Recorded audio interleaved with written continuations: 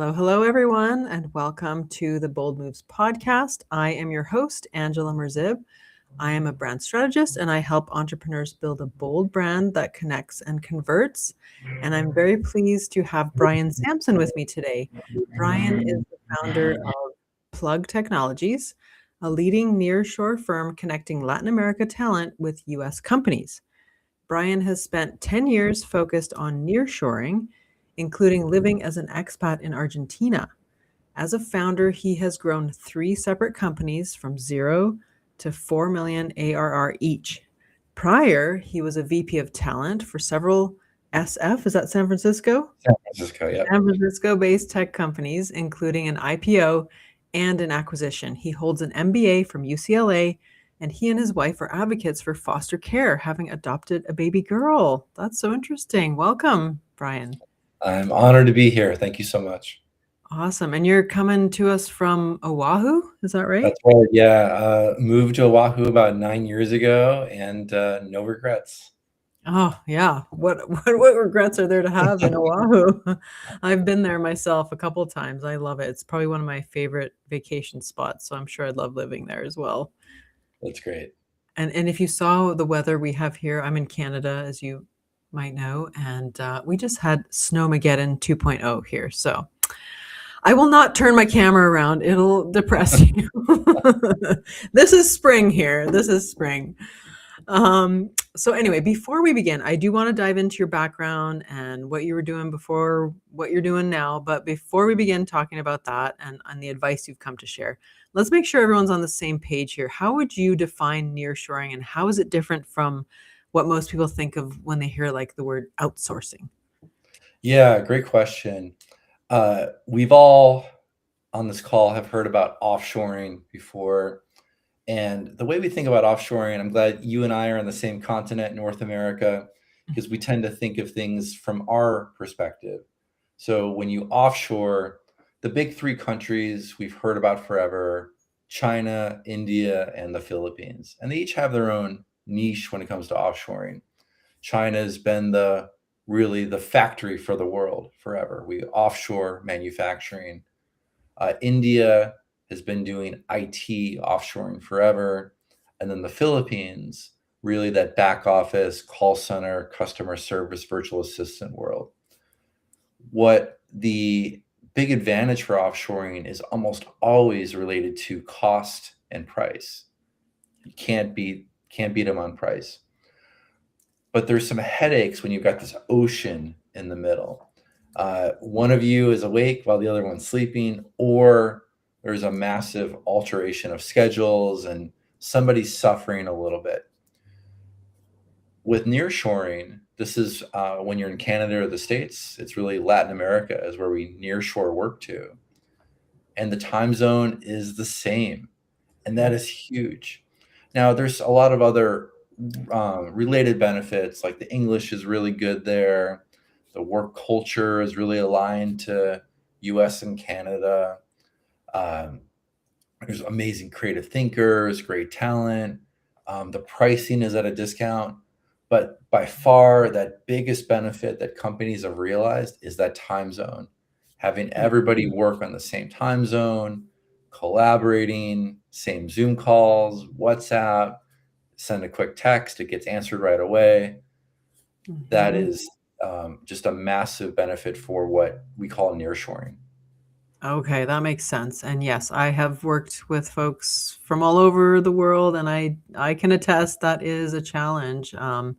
Yeah, just even I'm working on updating my Italian passport, working with an Italian law firm, and I have to wait a whole day to hear back from them, right? So I can see that as a definite advantage for nearshoring. Thank you for explaining. Okay, so let's go back and understand where you came from. So I know you spent years as a VP of talent at several high growth tech companies. What was it about that world that eventually made you say, I want to build something of my own? And how did that transition happen? Yeah, so for the audience that's maybe never been an entrepreneur before, I was in your shoes for most of my career. Didn't grow up in an entrepreneurial household. My dad worked for the same company for over 30 years.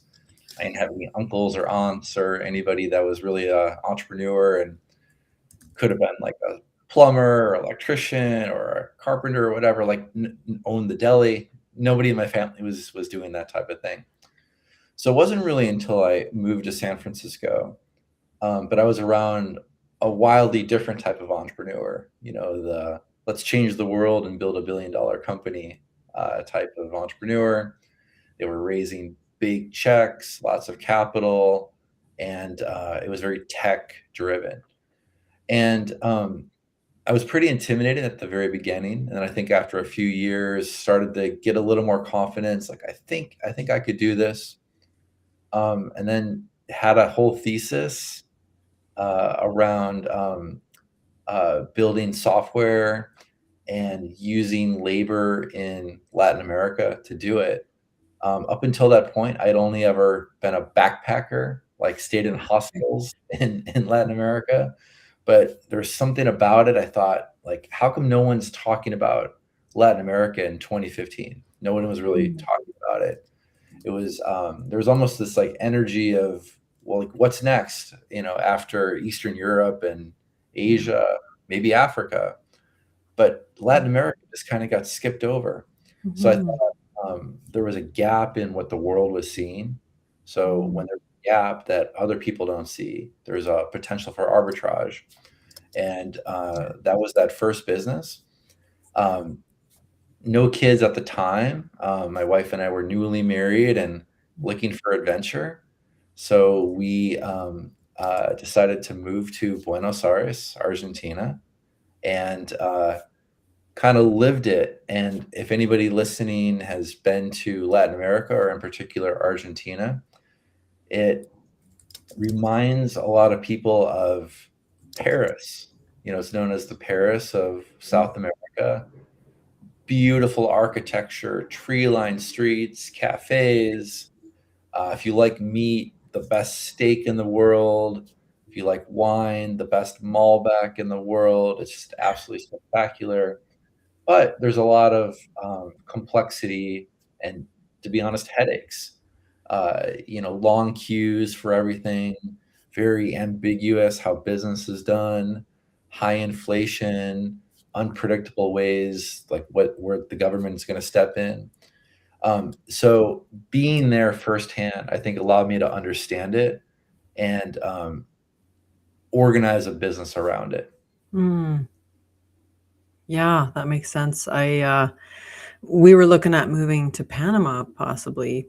Yeah, Hasn't happened yet, but it's something, that'd be interesting. And the one thing that someone who lives there told me, she says, as long as you can understand things here do not move like and are not like where you're from. You can't be sitting around, stomping your feet going, why aren't you, moving faster? Why isn't this happening? You've got to be able to make that switch, right? That absolutely. sounds like what you were saying there. Yeah. Yeah, yeah. All I know about Buenos Aires is the musical Evita, and that's one of my favorite musicals. I don't know if it's big over there, but Yeah, I mean, they have a huge art scene, tango, yeah, of course, yes. opera. It's a really beautiful place with a major European influence.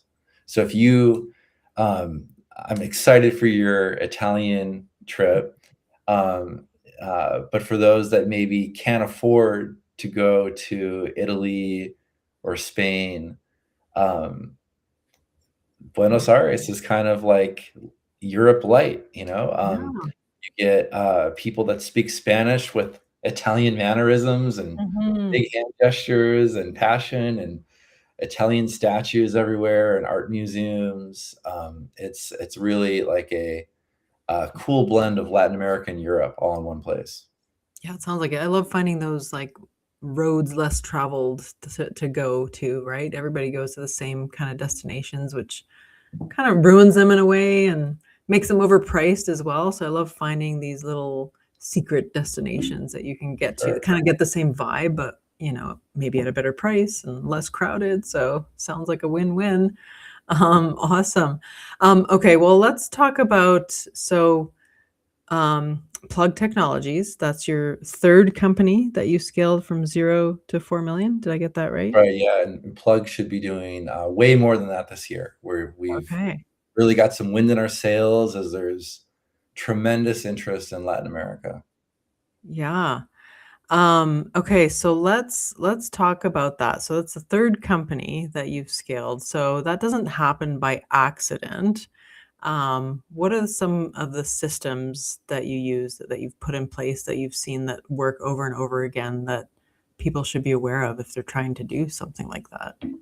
Yeah, great question. I mean, I'll say, the business that you're starting today, as much as you wanna have a playbook, there's still the macro environment that we can't predict, right? Yeah. So, for example, in 2020, I had my middle business, my second business, was really a COVID business, Mhm. so it experienced the pain of COVID, but also the pent-up demand of COVID, right? So sometimes your systems have to be a little bit adaptable. I think the thing that I've maybe taken away, because there's, I think like a sales, marketing, branding component to this podcast, and being your own personal brand is really key. People buy from people, and I know that's overused a lot, but it's true. And and I think even more so, we tend to most entrepreneurs, I'd argue, didn't grow up in the sales seat. So sales is like something I guess we have to do because, you know, but maybe your background's in accounting and finance, or your background's in brand, or your background's in software and technology. We I don't think we give ourselves enough credit and grace, nor do we understand that our customers will give us a lot of credit and grace for being the founder of your business. So putting yourself out there as the head of sales on day one is really important, because guess what? You will know this domain better than anybody. Yeah. You're going to care more. Customers love talking to the owner, to the founder, and they don't hold you to the standard if you say the wrong thing or ask the wrong questions, but they Mm. totally would if they were talking to a full-time salesperson. Um, so you've got this like magic card to play, and I really encourage people to play it, and put yourself in that sales seat. Yeah, that makes sense, and that's interesting what you said. They don't hold you to the same standards that they would a full-time salesperson, so you can kinda you have some room to to play there, Yeah, because a lot of us are like you say, that's I mean, sales is everything in a business, but we're not born salespeople. We start out as technicians, we have this vision, this gap we wanna fill, and then, "Oh, by the way, you're gonna also have to get really good at and really comfortable with sales," which most people just find sleazy, right? It's hard to get over that mindset hump at first, especially. And I don't know if you would agree with this, but I think probably sales is the last thing you want to hire someone else to do for you. Would you agree with that? yeah, I think it's often the first, but it should be the last. Yeah, Yeah, exactly, yeah, exactly. You can yeah, always I think find a lot someone about to do the thing, right? yeah, Do the work, but you being that face of that business, yeah, you control how you're represented out in the world, and that's huge. That's reputation management. oh, 100%, yeah, very well said. Yeah, that's branding, right? That's branding. We were talking about branding earlier, and that's it. Um, so what part of that of I mean, you can talk about any business. You said you had an in-between business that was a COVID business. I'd love to hear about that time in your life as well. But what chapter in those 3 businesses was something that didn't go the way you expected and something that you learned along the way that taught you something really valuable? Is there anything you can share? Yeah, yeah, actually, not out of those 3 businesses, but, I think when you've started companies, you realize like, okay, like, you know, everything is a little bit lower risk because you're battle tested. You can kind of figure stuff out. You start betting on yourself more than anything, Mm, right? Um, but I had a total failure as well in there during COVID. I decided to do a men's fashion Shopify store, okay. and um, total just disaster. Tried to, we got it all connected, but um, what we what we totally missed on was, this podcast really hits on brand. We totally missed on like the end experience for the Mm, customer. So they okay. go to the storefront. We're like, oh, we've got a nice, cool website with uh, good photos, but it's Shopify, so it's connected to suppliers and it's drop shipping. So as people would like navigate, add to cart, they buy, all pretty good. But when you do that on Amazon, a day or two later, you get your goods and Mhm. it's an Amazon box just like you'd expect. For us, we didn't really understand our back end. So we got, our customers would get packages a month later and all taped up in like Chinese tape and Chinese Oh manufacturing others.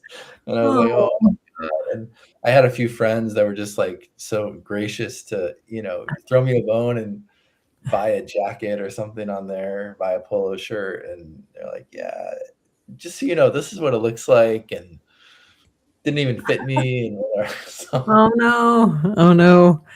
yeah, You but became a you Temu learn. of sorts. Yeah. So I think I learned hubris, that maybe if one business is good doesn't mean everything I do will turn to gold, but sometimes you have to go through that. And I Yeah. think the second is, run through everything as a customer many times before you Mm, are ready, because you said it, Angela. Your reputation, yeah. um, your reputation is everything. So I didn't really understand that at the time.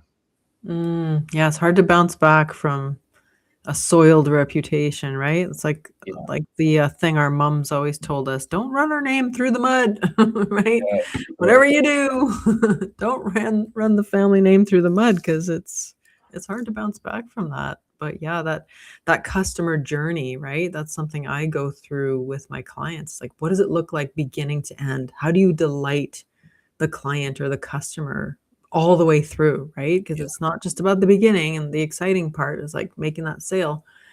It's because that has future consequences for you. You really want that to be a cycle of either yeah, repeat customers, or referrals. So it has to be a circular pathway, and we think about both ends. that's right. That's right. Right. Well, good you learned that lesson and moved on and succeeded after that. That's awesome. So let's talk about your bold move. It's one of my favorites, that I've heard of on the show here. So you convince an investor from China to fund your startup, and then you relocated to Argentina to build it from the ground up.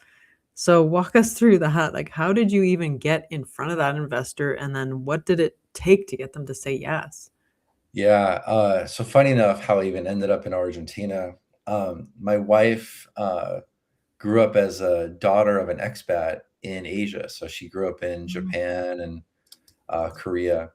I grew up in the Midwest, Oahu today, but Midwest. So just like you, scraping ice off cars in April. That was me too. And I was fascinated. I really wanted some adventure before mhm, kids. I wanted to be an expat. So I actually was circling Asia. Like I wanted to be in the glittering skyscrapers of mhm, Singapore or something like that. And I happened to have like a loose connection with somebody who was more successful and was building a software business in Shanghai, China. So I reached out, and my background wasn't as a software engineer; it was as a head of talent, head of recruiting type person. So I reached out and said, "Hey, I'd love to help you grow your business. Would you happen to need someone to lead your recruiting?" Um, Do you speak Mandarin, Brian? Well, no. No. All right, not Mm. gonna work, but appreciate your initiative. If there's something else you see later, we can talk. And that's exactly what happened. About a month or two later, I started to see this pattern in the fintech world, built up a whole, model, pitch deck, addendums, came up to like 90 pages or so, but like I was really into this idea and ended up coming back and pitching that, over a series of meetings. And coincidentally, I happened to be doing grad school at the time, and we had a trip to Shanghai. Just like how fortuitous is that? So I spent a couple days with him when I was there, and that FaceTime mattered, and we put it together. Um, and I really wanted to be wherever that investment went.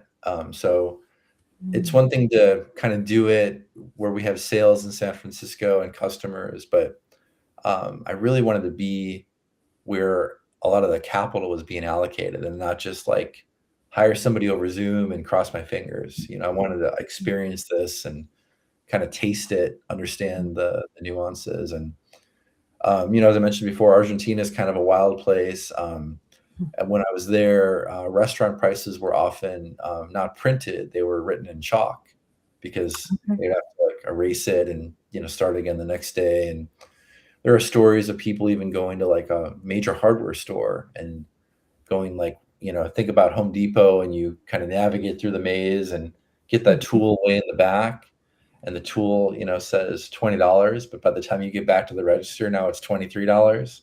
Oh my Just because goodness.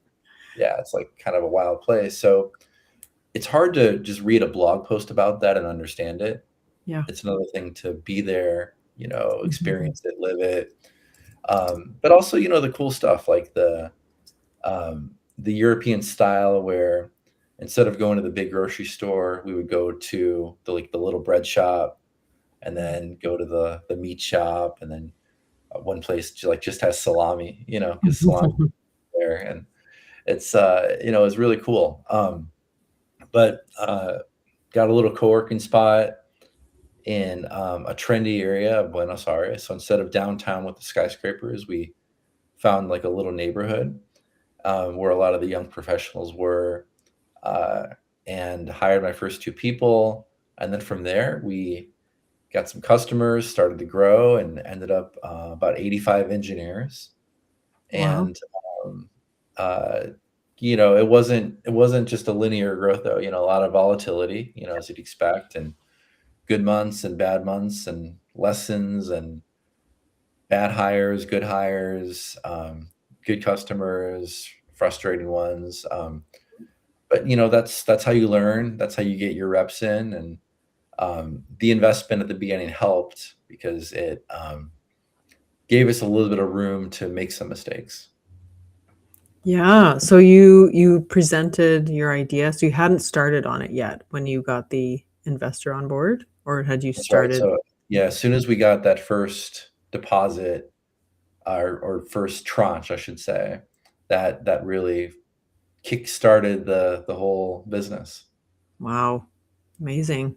I don't know what that's like. I've never pitched to an investor, but I can sense that it's probably like one of those Yeah. heart-stopping kind of moments, right? Yeah, it was fun. It was fun too, just the experience that I had, pre-kids with the Yeah. travel, the adventure, and um, but like a total 180 from a place like Singapore, which is like glitzy skyscrapers and clean and organized and efficient. And Argentina is, for better or worse, like a very complex, Mm. volatile, but incredibly fun place. Well, I'm a believer in things work out the way they're meant to work out. Yeah. So that was meant to be. So it gave you a glimpse into, what you're doing now, the tying in the Latin America with US companies. So it was meant to be. Yeah. Okay, well, let's get into the part where you share your expertise with the audience, some takeaways they can, implement or think about. So let's see. What did I want to ask you about? I'm getting lost here. This is the part of the live show that you hope doesn't happen. So what we talked about time zone as being a reason why you'd want to do the nearshoring thing. What other things do you think most entrepreneurs fundamentally misunderstand about building with Latin American talent, and then on the other side, what does it look like when it's done right? Yeah, love this question because I think there's this element of what draws entrepreneurs and small businesses to Latin America, and then why they stay, because I think these are two different questions. So why companies are interested in Latin America on the outset is, okay, finally we can all sleep at the same time. We all work, when the sun's up. And okay, it's like not as cheap as Asia, but it's also not as expensive as the US or Canada. So okay, it seems to make sense. But why people stay?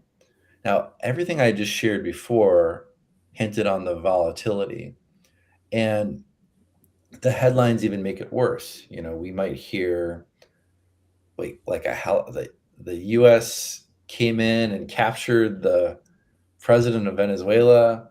Uh, Mm-hmm. Mexico is having a cartel war, and Yeah. what the heck is going on with inflation in these places in Argentina?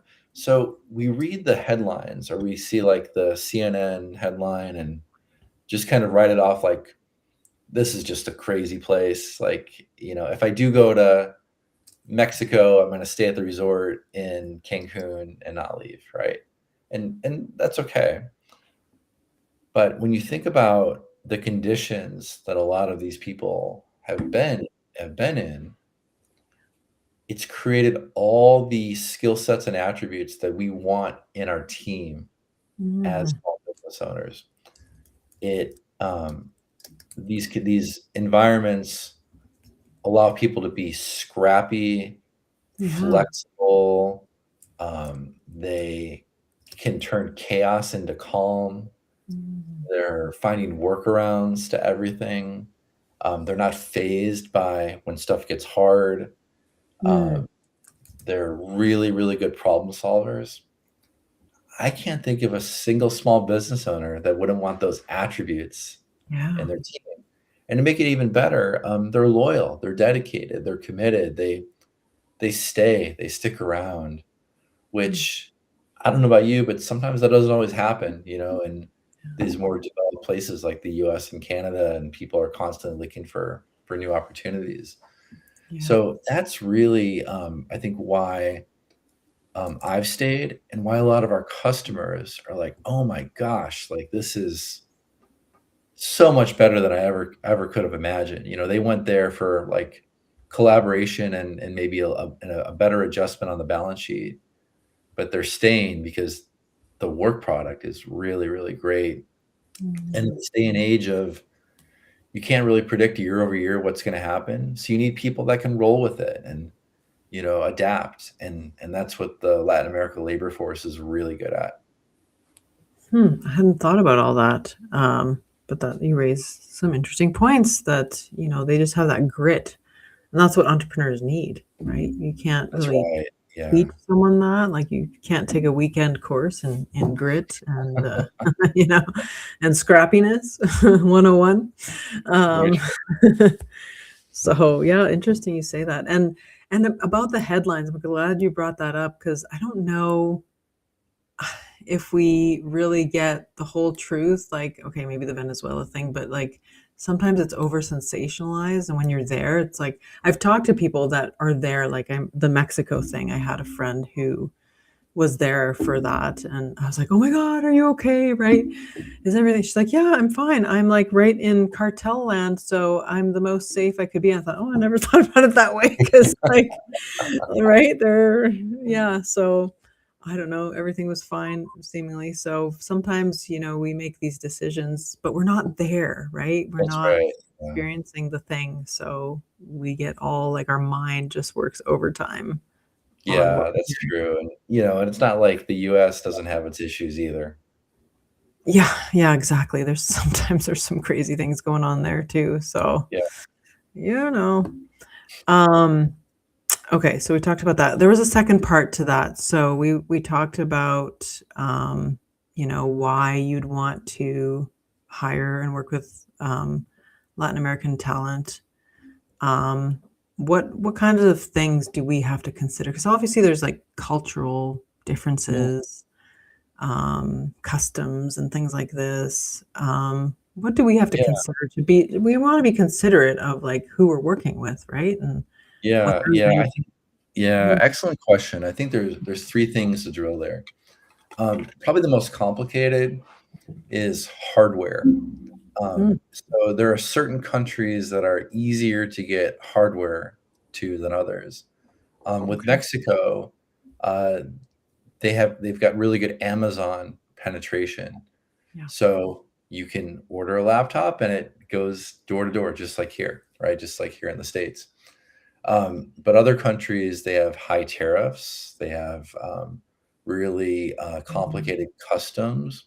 So getting the right equipment to your team member, say in Brazil or Peru or Argentina, can be really tricky or very expensive, right?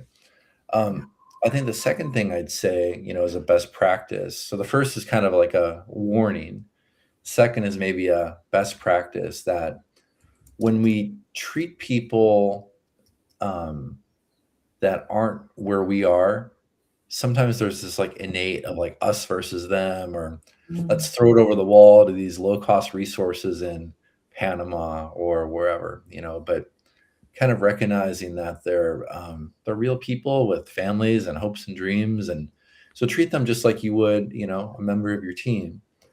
And the third thing, this is probably the wow factor. When I tell people I've been doing Latin American nearshoring for 11 years, wow. one of the first things they ask is, "Wow, your Spanish must be great." Yeah, You know what the ironic thing is everybody I work with is such a high advanced level of English fluency, like the fluency that we're at today. Not like a kind of a yeah. scripted or heavy accent, or they can only go in like one direction. Um, it's like they're watching the same Netflix shows we are. They're reading the same articles. Their libraries are, English books. Their speaking level is so advanced, and their writing level too, that I don't have any chance to practice. Spanish is actually way worse than it was when I Oh, started this. oh, that's so funny. That's good to know though, because yeah, you wonder about that. It's like you want to be able to know that you're gonna be able to communicate and that your customers and clients will also, if they're part of that, process, that they'll be able to be taken care of as somebody would that was, in North America. So that's good to know. Um, but how do you so if you're all the way over here or in Oahu, where you are, and then your team is in Latin America, how do you create a company culture around that? Do you often go do you visit at all? Have you met your team in person or not really? Or how do you Yeah, create that yeah, tight-knit yeah. culture? We've done some trips. We've had some team get-togethers, and usually Okay. Mexico is like a good halfway point. So Mexico City, Monterrey, Mexico. Yeah. We've got the team together. But I think culture, you have to be intentional when people are working remote. You have to make time for them, ask questions, Mm, learn about what's going on in their lives. I think people, really care about that. yeah. But at the same time, I think as long as you treat people well, Mhm. your mileage goes really far in Latin America. You pay people on time, treat them well, your mileage goes very far. Where I think in the States, sometimes there's just like a different expectation, and um, it's a little bit harder, I think, to do that because people are their expectations can be really high sometimes. Yeah, we're a little bit more spoiled here, I guess, in some Yeah, things. I didn't want to say it, but I'm glad you did. No, I know it. I've lived in a couple different places in the world, and yeah, it's definitely different here versus those other places. So Yeah. it's just a thing. It's just a thing, right? Okay, so for someone who's curious about nearshoring, they don't know where to start, maybe.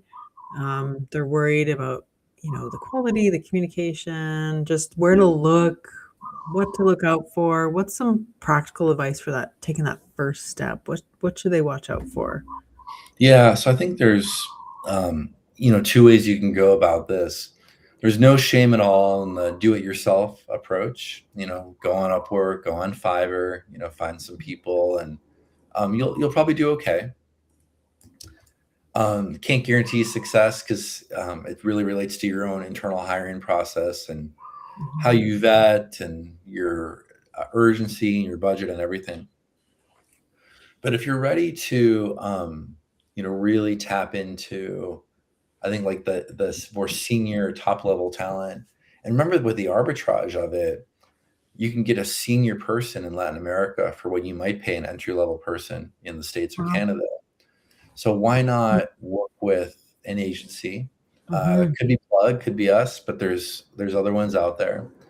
And for us, where we really pride ourselves on is this lived experience. So for me, it was Argentina. For my business partner Ruben, who's the president of Plugg, he was an expat in Monterrey, Mexico. So we have this like lived experience. Mm. We know what it's like to kind of be an outsider connecting to the insiders, and we can give advice on budget constraints, talent pockets, getting hardware in and out, currency volatility, all that stuff, and then almost like spit out some recommendations on, hey, based on what you're looking for, Cochabamba, Bolivia might be the place, right? Mm. And it might have, never even been on the radar, but that's where we can offer advice. Yeah, that's true. So, you've got that practical experience and that lens that someone just starting out doesn't have. So, working with somebody like you who's been there, obviously is a fit. And I didn't realize that there was that much disparity in the like the salary ranges for hiring like a top level person Yeah, it's here really versus wild. there. That's really cool. Um, Oh, what was I gonna say? Your bird I hear a bird there, and it's, like, Oh, mesmerizing me. I'm like, "Ah, I bird." realize it was so, I'm I looking didn't out know it my was so window, loud. seeing That's snow, so and the funny. bird sound is, Yeah, like, doesn't match up, but that's so I funny. think I'm just wanting to be on the beach right now, but I can't, do it. Would you say, like so if you're working with an agency, do you ever recommend or sorry, if someone is working with you as an agency, do you ever recommend that they actually go, like, boots on the ground and go to where you're, suggesting that they hire from and get a feel for the place or the people or anything like that? Or is it just okay to just hire kind of sight unseen? Yeah, good question. I think sight unseen is perfectly normal in today's Okay, age. If you're going to build a team or put an office in, I'd recommend the trip though. okay.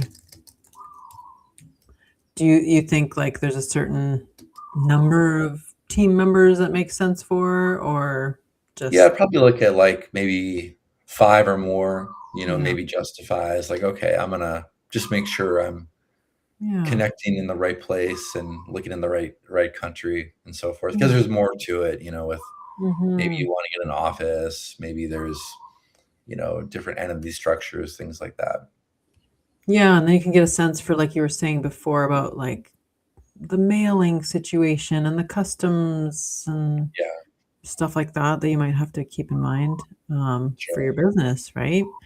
So what about hiring though? Like what would you say? Because you've seen this from some different angles. What would you say is the most important thing about hiring that every entrepreneur should understand or should know? Yeah, so for better or worse, what almost every business owner does, and it's not the worst advice in the world, but the first 10 to 20 hires are almost entirely people in your network or like Okay. friend of a friend, right? Mm. And that's good, but your first 10 to 20 hires, if you find any success, like this is it. This is your culture for better or worse, like this is the viewpoint, the perspectives people are kind of bringing to your company. Mm. And when you tend to hire a recruiter is when you're after 20 people and you've run out of people in your network, right? So now Right. you need a recruiter to make introductions. But I'd encourage companies to look at recruiters, maybe even in like that 5 to 10 hiring range, when you're hiring your fifth, sixth, seventh person, and certainly, in the teens, because you might get access to somebody that you wouldn't normally have been recommended to, and they could really build your company even better than you ever would have thought. Yeah, yeah, exactly. Because you don't have the reach that they would have, so That's don't right. know Yeah, what you're missing out on until you that's right. do. Yeah. You're kind of cutting off your total addressable market a little bit too early. Yeah, yeah, for sure. And it's true, we often hire from within, from people we know, but that also, like when we were talking about company culture before, doesn't always mean they might have the skills, but that doesn't always mean they have the cultural fit. So I think that's one Mhm. important key factor when we're hiring is to look for like, what are these person's values? Do they align with the companies? Do they align with mine? Are they going to keep that culture alive, or are they going to be sort of, the rotten apple in the culture? You don't want that either, right? Totally. Yeah, That's right. yeah. So, well, the name of this podcast is Bold Moves. You've made some bold moves. We've talked about some of them today. So for anyone listening now who's sort of standing on the precipice of their own bold move, maybe it's hiring, outside of their own country, a new market, or relocating like you did. What's one thing you'd want to teach them today from your own experience of doing that scary thing, whatever Oh, it is? yeah. I mean, I think we only get this one life, and True. don't be afraid to take some risks because the worst thing that could happen probably isn't that bad. Right? I did a post on this the other day. I was like, we imagine the worst case scenario, but it's okay to imagine the best case scenario too, Yeah, right? absolutely. And that's how we Absolutely. create our world. That's how I didn't understand this years ago, but now I do. The intention and the mindset and the ruminating about things, those are very real to our brain, and our brain doesn't know the reality or the difference between reality and like a thought that we have that's not true. So Yeah, 100%. awesome. Well, I want to ask you, where can people find you online and connect with you? You have a website, I think, or a couple websites. Yeah, yeah. Thank you. Thank you for that chance. Yeah. Anybody who wants to just learn about Latin America, nearshoring, what it is, what it could do for your business, that's going to be plugg.tech. And you might see the sign in the background, the Nearshore Cafe podcast. We have 88 podcasts published now, and Wow. it's all about the stories and people that are doing business in Latin America. I love it. That sounds super helpful and interesting too. Okay. And also, I know people can find you on LinkedIn at That's your right. Yep. name. Very active there. Yep. Yeah, awesome. Well, thank you, Brian. This has been an interesting conversation. Super My fun. pleasure. Thank you. Thanks for coming on, and we'll catch everybody next time.